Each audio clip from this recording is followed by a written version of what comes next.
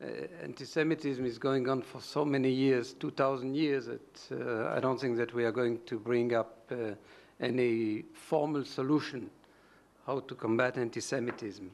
In any case, what I wanted to say in a few words is that there's certainly an increase of anti-Semitic incidents, and particularly in 2009. One of the major reasons was the Gaza-Hamas war, which affected dramatically, particularly in January 2009. Figures jumped. For instance, I have figures which I can offer you for France, for Great Britain, but it's what is right for France and for Great Britain is correct as well for many other countries, and we'll come to the specific case of Sweden and particularly in Malmö. But in short, in 2009, in the UK, 924 acts of anti-Semitism have been recorded. It's an increase of about 70% compared to the same figures in 2008. We discussed it already today, so I'm not going to repeat what was already said about the academic boycott, which is one of the repercussions of the new form of anti-Semitism, the anti-Israeli rhetoric and the anti-Semitic discourse, and the physical threat. Physical threat is probably what affects the most Jews where they are. It affects more small communities where there is no capacity of reaction coming from the community.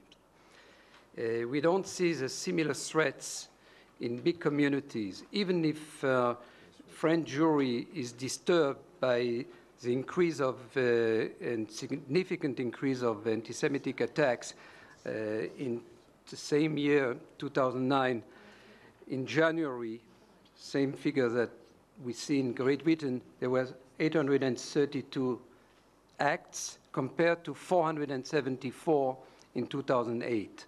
The difference is that Jewish life goes on in France. And I don't like to see in newspapers people who are trying to exaggerate a situation. It's bad enough to over-exaggerate the situation.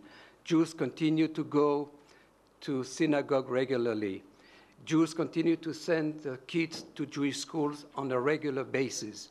Jews continue to go to kosher restaurants, and the only place in the world where you have a kosher restaurant in the heart of the city, just across from the Arc de Triomphe, is Paris. I don't think that we have such a place in New York or elsewhere in the world. So, in short, our problem is with small communities, and the case of Malmö reflects on what could be and what could become a case for other communities. In Malmö, we have had repeated attacks against the small community. In comparison, we have 40,000 Muslims in the city, 40,000 Muslims compared to 700 Jews living in Malmö. So you can imagine that to find a Jew in the city, you have to wake up very early in the morning or to go to bed very late. But in spite of that, the synagogue has been targeted, Jews individually have been targeted, and the new phenomena, which is a new trend, which for the first time occurred since the Second World War, we see Jews leaving a place, leaving Malmö, and not going to the capital. They are leaving to Israel, leaving to the United States, living elsewhere. They don't want to stay in Sweden anymore. I mentioned before that the new form of anti-Semitism is a concern, but the old form of anti-Semitism still exists. And we see it today when we see the figures of the by-election, for instance, in Hungary. Jobbik jumped to 16%, 17%. Jobbik is populist, anti-Semitic, anti-Gypsies, but their main target today are the Jews, because it's more disturbing